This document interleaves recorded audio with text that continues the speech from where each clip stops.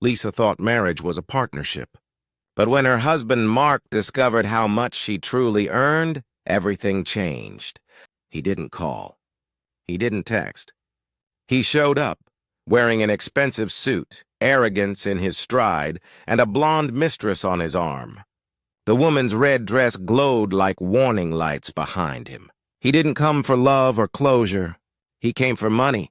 What happens when the man who once said, "I'm proud of you," starts demanding a price for your success? Stay till the end to find out. Wait a second.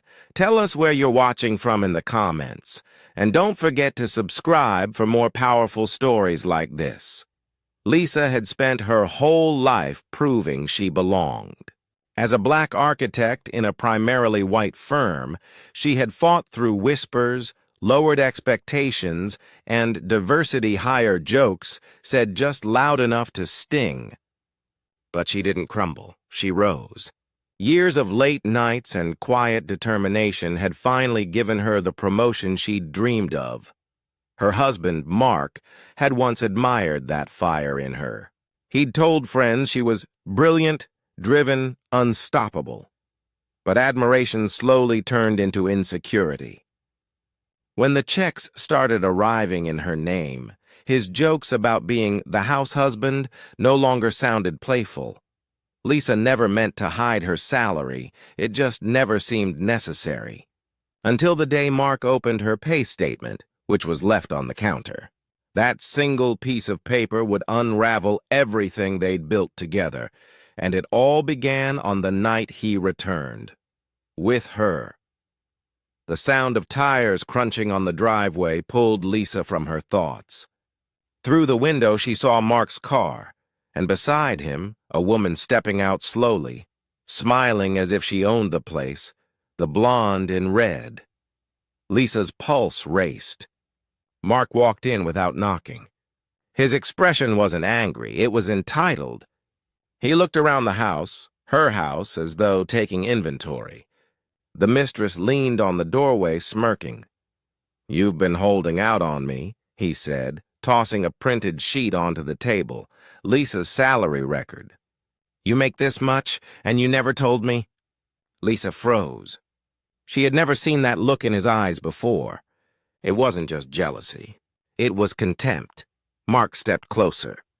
"I quit my job to support you, remember? The least you can do is share. Half of it should be mine." Lisa stood her ground. "I worked for this, Mark. Every single night." He laughed bitterly. "Oh, come on, Lisa. Let's not pretend you got here without a little help. The company needed diversity. You were perfect for their brochure." The words cut deeper than she expected. His mistress chuckled softly. The silence that followed burned. For years, Lisa had believed they were equals. But now standing there, her husband demanding money, his lover mocking her success, she saw the truth. Mark hadn't just turned on her. He had turned into every system that once tried to keep her down. The argument spiraled. Mark's voice rose until neighbors peeked through blinds. "Give me what I deserve," he shouted. Lisa stared at him, tears threatening, but never falling. "Deserve?" she whispered. "You think my pain, my fight, was a gift you're owed?" He slammed his hand on the table. The blonde woman flinched but stayed, watching like a spectator. Lisa's breath steadied. "You want half?" she said coldly. "Then take the half of every sleepless night, every racist comment I had to swallow, every moment I had to prove I was enough." Mark blinked, speechless, for the first time. He looked small, like a man who had finally seen the woman he tried to break but couldn't. Lisa walked to the door and said quietly, "Get out." And he did. Mark never came back, though rumors followed. Some said his new relationship didn't last long. Others said he tried to claim spousal support and failed. Lisa didn't care. She had learned something far more valuable than peace of mind. Racism doesn't always wear a uniform. Sometimes it wears a wedding ring and a smile. Sometimes it claps for you in public but resents you in private. Lisa rebuilt her life, stronger and freer than before.